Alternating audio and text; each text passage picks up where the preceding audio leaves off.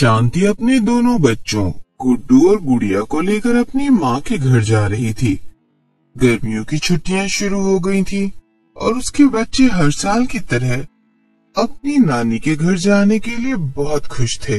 बड़ी अजीब बात है ना माँ, हर साल तो हमारी छुट्टियां होने से पहले ही नानी हमें इतने फोन करती थी कि जल्दी से आ जाओ, जल्दी से आ जाओ।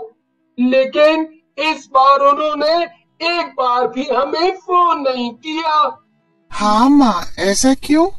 क्या नानी हमसे नाराज है?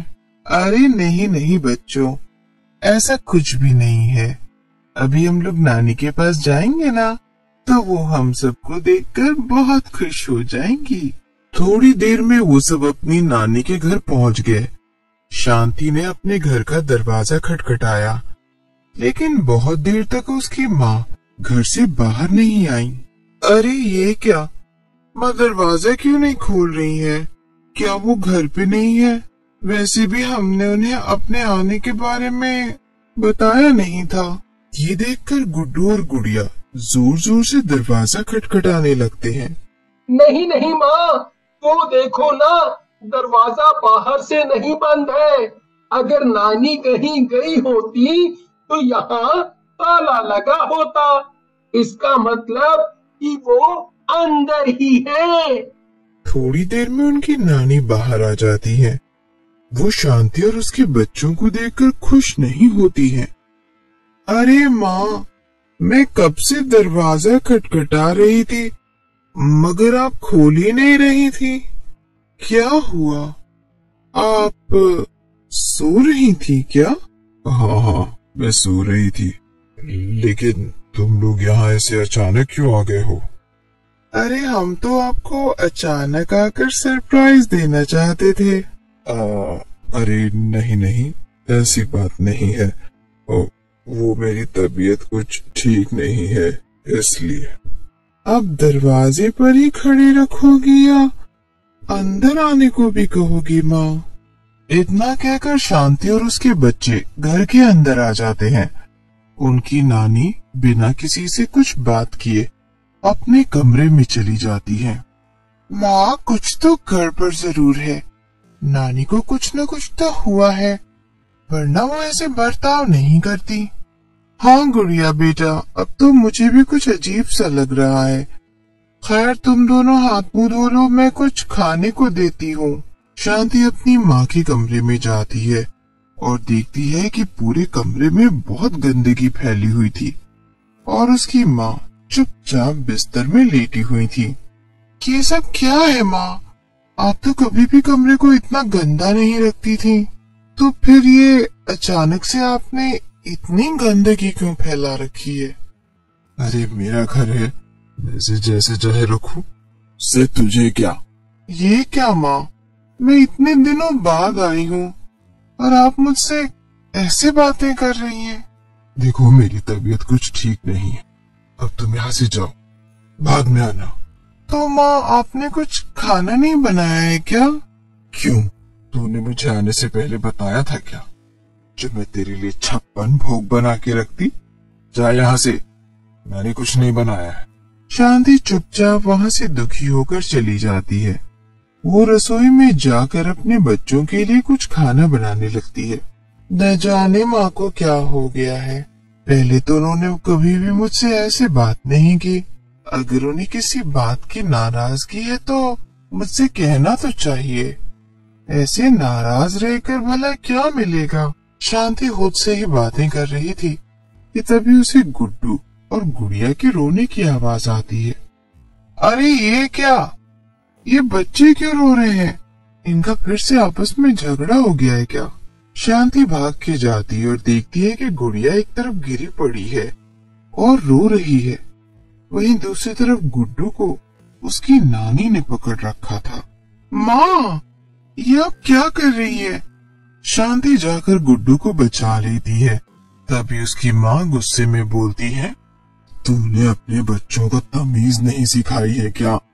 मैंने इनको साफ साफ मना किया था कि कुछ भी हो जाए ये ऊपर मेरे कमरे में ना आए, लेकिन इन्होंने मेरी बात नहीं मानी। अरे माँ, तो तो वो तो बच्चे ही है ना, उनसे गलती हो गई, आप उन्हें ऐसे मार क्यों रही हैं? लेकिन मुझसे जबान मत लड़ा, ये मेरा घर है और जो मैं कहूंगी वो ही सबको मानना होगा। इसलिए अब अगर किसी ने भी मेरा कहा नहीं माना तो उसकी खैर नहीं। इतना कहकर शांति की माँ गुस्से में वापस अपने कमरे में चली गई। शांति और उसके बच्चे ये सब देखकर बहुत परेशान थे। माँ, मुझे यहाँ नहीं रहना है, चलो हम वापस अपने घर चलते हैं। हाँ माँ, यहाँ से चलो। नहीं बच्चों, ऐसे नहीं बोलते।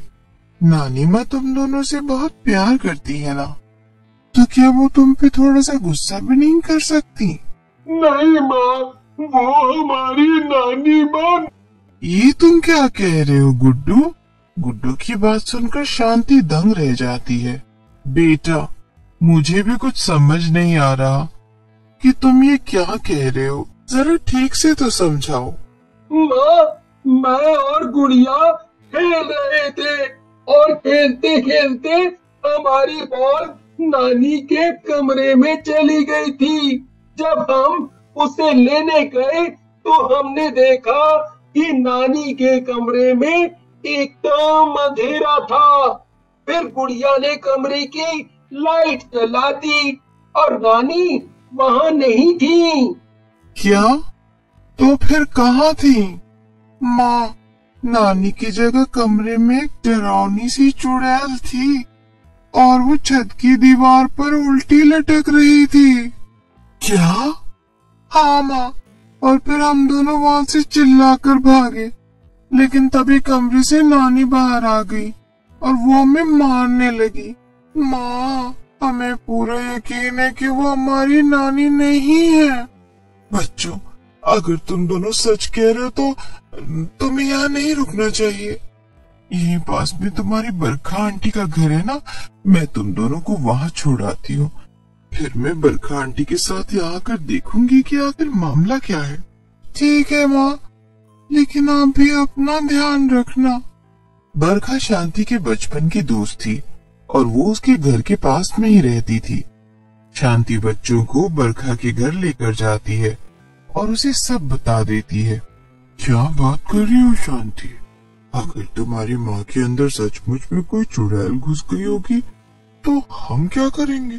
मुझे तो कुछ भी समझ नहीं आ रहा बरखा। अब मैं क्या करूं? कैसे बचाऊं माँ को? हमें जल्दी ही कुछ करना होगा, वरना वो चुड़ैल उन्हें छोड़ेगी नहीं। तभी बरखा का पति शांति से कहता है, शांति, वैसे मेरे हिसाब से हमें तुम्हारी माँ पर कुछ समय नजर रखनी चाहिए। शायद इससे हमें पता चल जाए कि वो चुड़ैल तुम्हारी माँ से क्या चाहती है। ऐसे हम वहाँ सीधे जाएंगे तो चुड़ैल हमें देख लेगी और हमें पता भी नहीं चल पाएगा कि वो क्या चाहती है। ठीक है, फिर चलो चलते हैं। बरखा, तुझे याद है ना कि मेरे घर के पीछे में खुफिया दरवाजा है जिससे हम आसानी से घर के अंदर जा सकते हैं और माँ को पता भी नहीं चलेगा। हाँ, याद है ना, जब भी हम देर तक पार्टी करके घर लौटते थे तब तो उसी दरवाजे से अंदर जाती थी ताकि आंटी को पता न चल सके। हाँ, अब जल्दी से चलते हैं बरखा, ये हंसी मजाक करने का वक्त नहीं है। मुझे माँ की बहुत चिंता हो रही है, उनकी जान खतरे में है। शांति और बरखा शांति के घर चले जाते हैं। शांति फुसफुसाते हुए बरखा से कहती है, चलो बरखा, ऊपर चलते हैं माँ के कमरे में। हाँ ठीक है, चलो, मगर बिल्कुल भी शोर मत करना। हमें चुपचाप जाकर पता करना पड़ेगा कि आखिर वहाँ हो क्या रहा है। वो दोनों अपनी माँ के कमरे तक पहुँचती हैं और तभी उन्हें कुछ आवाजें सुनाई देती हैं। एक आवाज काफी डरावनी थी और दूसरी आवाज शांति की माँ की थी।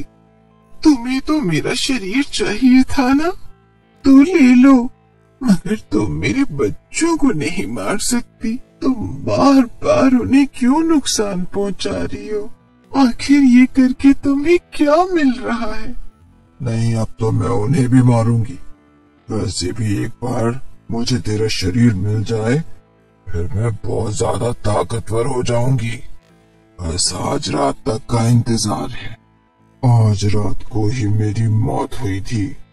अगर आज रात को ठीक उसी समय मैं तुझे मार दूं और तेरा शरीर ले लूं, फिर मुझसे ज्यादा ताकतवर और कोई चुड़ैल नहीं होगी।